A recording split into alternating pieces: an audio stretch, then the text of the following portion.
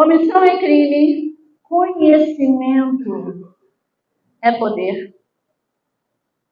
E a sua proteção contra a violência sistemática da escola para a vida. Kátia, mas esse nome é muito comprido. É que o assunto também é. Mas eu peço permissão para vocês nesse momento. Eu tenho um professor meu que fala que a cada conhecimento que a gente tem, a gente é expulso de um paraíso. Posso expulsar vocês de um paraíso falso? Quem me permite? A maioria venceu. Então vamos lá. Talvez eu toque em alguns pontos um pouco mais sensíveis. Algo que normalmente a gente não pensa, a gente não olha, mas acreditem. A ignorância cobra um preço muito caro. E eu não estou falando só de dinheiro. 67% de aumento nos casos de bullying de 2024 para cá. Diretores e gestores sendo indiciados criminalmente por omissão, pelo crime de omissão. Aconteceu em Lusiânia este ano, em julho deste ano, 2025. Crianças sendo traumatizadas, mortas, mutiladas dentro das escolas. Massacres acontecendo. E, infelizmente, isso não é uma realidade só do Brasil. A Laís acabou de falar que eu vim de Portugal. Aconteceu agora, recentemente, em Portugal. Um brasileiro, estudante de 9 anos de idade, teve 3 dedos, ponta dos 3 dedos decepados no banheiro da escola, com 2 meninos maiores batendo a porta na mão dele, até perder a ponta do dedo. Sentiram a dor? Imagina se fosse com seu filho ou filha. O que nós, adultos, estamos fazendo com isso acontecendo embaixo do nosso nariz? E a gente não está vendo. O que mais precisa acontecer? Qual outro grito de socorro que essas crianças têm que dar para que nós, adultos, para que a gente consiga identificar os sinais? E aqui eu faço uma pergunta incômoda, já expulsando do paraíso. Quem aqui tem certeza que consegue identificar os sinais de bullying? Imagine a seguinte situação. Durante 7 anos da vida de uma criança, de uma menina, ela foi para a escola dos 5 até os 12 anos e todos os dias, sistematicamente, ela sofria algum tipo de agressão. Seja coleguinhas cortando o cabelo dela, rasgando os desenhos dela, rasgando o caderno dela, sumindo com pertences dela no dia da educação física, que ela ia de maiô e levava a roupa para trocar. E quando ela ia pegar a mochilinha dela, a roupa íntima dela não estava. E o pior, ela achava que a culpa era dela. Ela achava que aquilo tudo era normal. Por quê? Síndrome da Gabriela sempre foi assim. Desde que ela se entendia por gente, sempre foi assim. Afinal de contas, dos 5 até os 12 anos, ela não tinha uma outra referência. Até que o ambiente mudou. Por situações alheias à vontade desta criança, ela foi mudada de turno por uma questão de logística familiar. E aí ela começou a perceber que a turma da manhã era legal. E ela começou a falar para a mãe dela: nossa mãe, essa turma é legal, porque essa turma não me exclui. Essa turma deixa eu brincar. Essa turma fala comigo na hora do intervalo. Essa turma não corta o meu cabelo, mãe. Nessa turma ninguém risca o meu caderno. Ninguém estraga. Olha, parou até de sumir minhas calcinhas. Essa turma é legal. E talvez a gente, como pai, automaticamente vem o julgador na cabeça. Cadê os adultos dessa criança? Responsáveis pela proteção de cada uma das crianças, aonde estavam?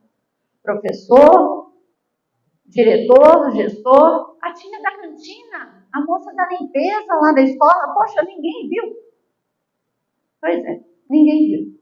E a família, então? Sabia menos ainda. Sabe qual é a cereja perversa desse bolo? Todo mundo acha que sabe identificar sinais de bullying. Essa menina da foto é a minha filha.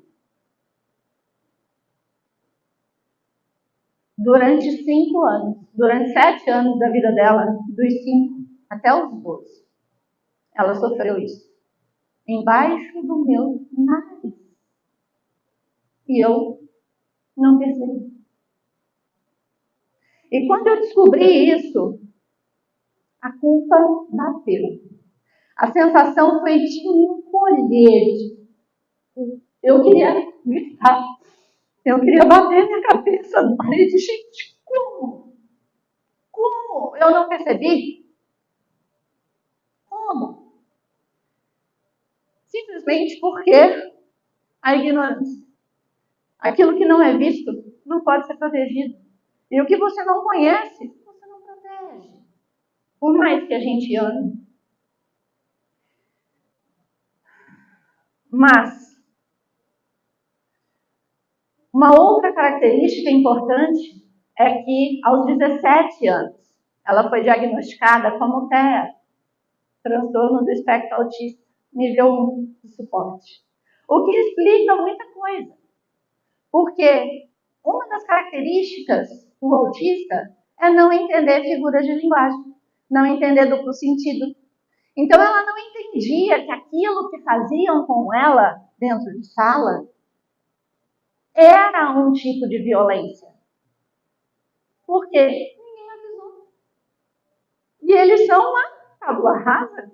Se nós, enquanto adultos, temos dificuldade para identificar, como é que a criança que nunca passou por isso e não entende a maldade do mundo vai conseguir alertar e pedir socorro? De posse dessa informação, doeu muito. Eu relutei muito. Já advogada, professora há 15 anos, fui coordenadora do curso de Direito. Modéstia à parte, sou uma ótima advogada. E quando eu vi isso, quando eu fiquei sabendo dessa situação, eu tinha 3 caminhos, 3 escolhas a fazer.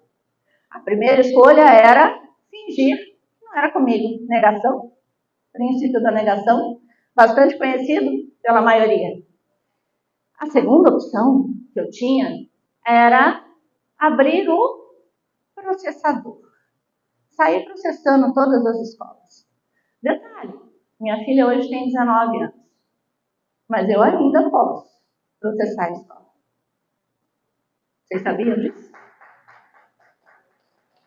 Dentro do direito, existe uma figura chamada prescrição.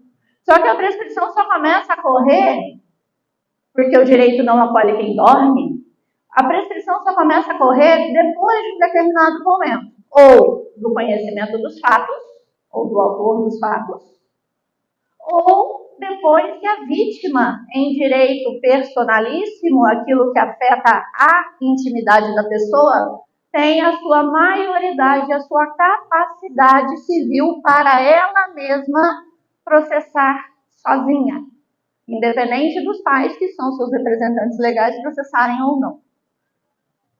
Entenderam o tamanho do mercado que eu, como advogada, tenho para atuar? Se eu abrisse o processador, ia ganhar muito dinheiro. E não era pouco, não.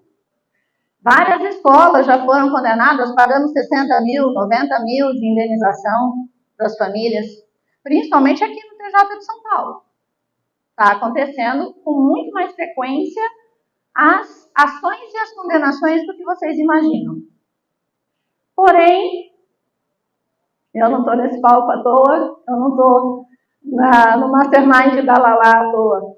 A gente é movido por propósito. Não é só o dinheiro. Eu poderia fazer muito dinheiro com isso? Com certeza. Mas isso mudaria ou resolveria o problema? Não. Eu escolhi a terceira via. Eu escolhi alertar as famílias, as mães, os pais, a respeito dos sinais. E desenvolver um protocolo nas escolas, para que eles possam proteger não só a escola, para que a gente consiga fazer uma verdadeira política do ganha-ganha.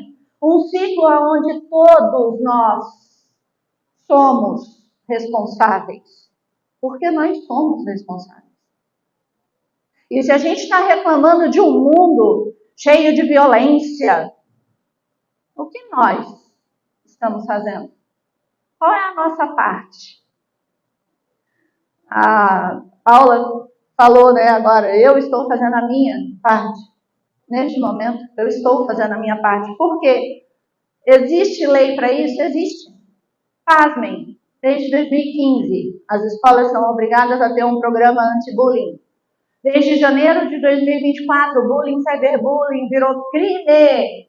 Crime dentro do Código Penal. Cyberbullying de 2 a 4 anos. Não preciso ir muito longe para falar dos perigos da internet. A quantidade de jovens que estão morrendo por desafios idiotas. Deixa eu contar um segredo.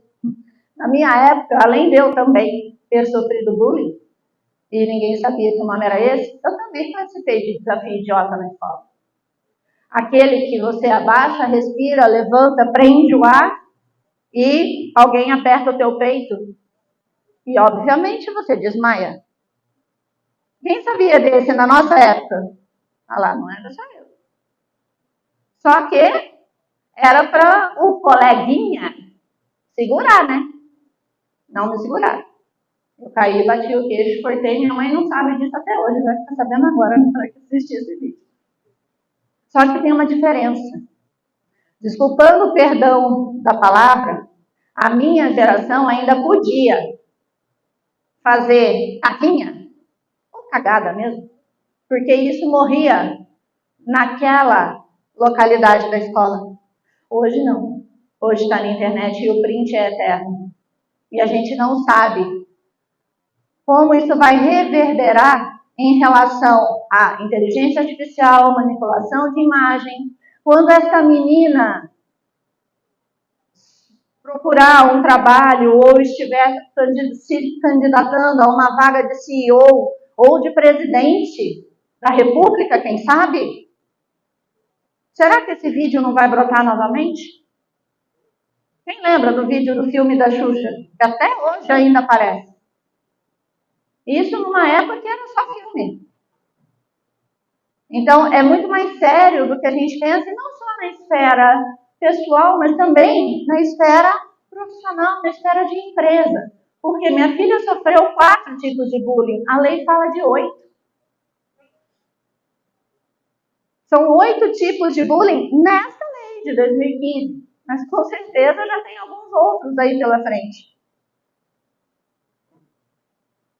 E o objetivo principal dessa palestra não é deixar todo mundo pesado, é trazer soluções, é ajudar cada pai e cada mãe a olhar para dentro e falar, ok, a minha parte é essa e eu vou fazer. E se eu não conseguir fazer sozinho, eu já sei a quem procurar para me ajudar. Seja me ajudar no âmbito interno da minha casa, me orientando enquanto pai e mãe, seja me ajudar em relação à escola do meu filho. Porque para ser bullying, precisa ter o DRI, que é o quê? Diferença de poder, repetição e intencionalidade. Primeiro sintoma para a gente diferir, para a gente diferenciar se é conflito ou se é bullying, tem diferença de poder? É o mais forte sobre o mais fraco? É o mais popular contra o mais tímido? É o que tem mais dinheiro contra o que tem menos dinheiro? Tem. Opa, aconteceu mais que uma vez? Aconteceu. A escola do seu filho já te falou e já te apresentou qual é o canal de denúncia? Se ele tem um comitê anti-bullying instituído, qual é o protocolo para ele verificar essa repetição? Porque às vezes isso pode acontecer na aula de um professor. E aí, de repente, acontece de novo na aula de outro professor. Quem é professor sabe, a gente está preocupado com a ementa. A gente está preocupado com o nosso trabalho, com controlar a turma, com lançar nota, fazer prova, corrigir prova. Às vezes a gente pode não estar atento a isso. Mas a escola tem algum passo a passo para facilitar a vida desse professor e principalmente para comprovar, caso a escola precise, judicialmente. E deixa eu contar um segredo. Não adianta a escola vir e dizer, eu já tenho advogado. Se você tem advogado e não tem um comitê anti-bullying, desculpa. A sua escola continua em risco. Porque o advogado que você contratou, dá uma lida lá no contrato dele. Provavelmente ele está olhando a empresa enquanto empresa. E está tudo bem. Agora, o compliance, a conformidade para as leis específicas que envolvem jurídico, acadêmico, pedagógico, social, violência doméstica, violência pública, tudo isso é muita coisa. Dificilmente você vai ter um escritório de advocacia com alguém com essa expertise para olhar tudo isso. Então, quando a gente faz esse jogo do ganha-ganha, realmente o nome faz jus. Todos ganham. Ganham a sociedade com crianças socialmente e emocionalmente mais estabilizadas, crianças que começam a aprender desde cedo o que nós não tivemos. Porque o que a gente ouviu quando a gente era criança? Larga de frescura, isso é brincadeira, engole esse choro. Não foi isso? Ou só minha mãe, que era carrasca? Qual que é o passo a passo? Qual que seria a melhor forma hoje de fazer? Aconteceu? Como que você se sentiu em relação a isso? Ok, o que você fez? Você chegou a avisar o coleguinha que você se sentiu incomodada, constrangida? Você pediu para ele não fazer de novo e ele continuou fazendo? Porque o outro não é obrigado a adivinhar o que está se passando dentro da sua cabeça. Mas a partir do momento que você fala, põe um freio, e ele continua, opa, saiu da esfera aqui, vamos para um nível acima. Quem é este nível acima? É um inspetor de pátio? É um professor? É um coordenador? A criança sabe disso? Para ela saber pedir socorro? Ou só depois que perde os 3 dedos que a escola vai ver o que está acontecendo? E fala a verdade, se não bate a vontade aqui da advogado a voltar de novo e processar uma escola que faça isso. Porque, gente, a lei é de 2015. Não tem justificativa. Ainda mais no tempo que a gente vive. Então, criança precisa ter um desenvolvimento saudável, mas se a gente não ensinar ela, como é que ela vai saber? E não é só uma questão de social, propósito, é uma questão de dinheiro. A Laíde não falou aqui das ODS, dos Objetivos de Desenvolvimento Sustentável da ONU? A escola ganha reputação, ganha dinheiro quando a gente consegue fazer um protocolo anti-bullying. Porque quando eu trabalho o protocolo, automaticamente eu vou trabalhar governança, eu vou trabalhar social, já são 2 pilares do ESG, que é ambiental, social e governança. Então, eu já estou trabalhando 2 pilares. Qualquer coisa que a escola já faça em relação ao meio ambiente, ou comece a fazer, uma placa solar, economia de água, adote o seu copo. A gente junta isso tudo num marketing poderosíssimo para trazer mais pais preocupados. Então, não é só sobre o propósito, é sobre dinheiro também. E para isso eu desenvolvi o protocolo FERA educacional. E o FERA vem de fortaleza, estratégia, resiliência, novamente, e ação. Porque sem ação não resolve nada. Dentro do pilar fortaleza, A gente trabalha principalmente o diagnóstico e a visibilidade. Porque aquilo que não é visto não pode ser protegido. E deixa eu contar um segredinho para vocês. Se a gente não olhar para isso agora, isso vai custar muito caro para a nossa geração em todos os níveis empresariais. Porque todas as escolas, todas as crianças passam pelas escolas. E passando pelas escolas, elas estão sujeitas a isso. Recapitulando, lei de conformidade. Conformidade legal, tem várias leis. Gente, tem tanta lei. Tem tanta lei. Na área educacional, vocês não têm noção. Dentro do protocolo, eu trabalho todas elas dentro do pilar de resiliência. Alinhamento com as pautas de responsabilidade. E para vocês já saírem daqui, aplicando o método... Epa! Vamos entregar a idade agora? Quem lembra da Vera Verão? Epa! Educação, prevenção e ação. Fui eu que inventei? Não, está na lei desde 2015. Todas as escolas já deveriam estar aplicando. Kátia, como eu faço isso, pelo amor de Deus? Conversas abertas sobre os riscos do digital e oportunidades. Prevenção, configurações de segurança, controle parental. Agora vem o ECA digital, valendo a partir de fevereiro. Ação, protocolos claros, ações claras. Kátia, como eu converso com os meus filhos? Leia esse QR Code. É o meu WhatsApp, no Export. Eu vou mandar para vocês o link de um formulário primeiro para entender qual é a principal necessidade de vocês, mas principalmente vou mandar um e-book para vocês. E neste e-book eu trago os 8 tipos de bullying com os exemplos, o protocolo FERA completo, os pilares que a gente trabalha dentro dele, o DRIL, desequilíbrio, a repetição e intencionalidade, e principalmente isso aqui, ó. 5 perguntas EPA para crianças, para você abrir o diálogo com as crianças. 5 perguntas EPA para adolescentes. Como que eu começo a conversar com ele? Eu nem sei o que ele está fazendo. Eu nem sei que jogo que ele acessa. Eu não sei em que panelinha do Discord ou do Roblox ele está sendo alvo. Se eu não sei nem do que eu estou falando, imagina, ele sabe. Vou perguntar para ele o que é panelinha, ele sabe. E um checklist para saber se a escola do seu filho ou a sua escola, caso você seja gestor, está na direção correta ou a gente está no time agora de corrigir essa rota e parar de deixar a escola em risco e deixar dinheiro na mesa. Porque os outros 2 passos, né, que é a educação e a ação, iniciar um diálogo aberto com a sua família e agendar uma reunião com a escola para saber, escola, vem cá. Você tem comitê anti-bullying?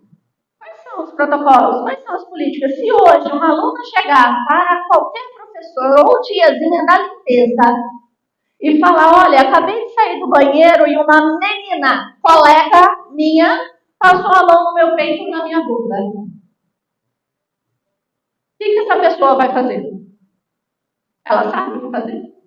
Foi lá no treinamento? Você tem registro desse treinamento? Porque a escola que age na prevenção não paga indenização.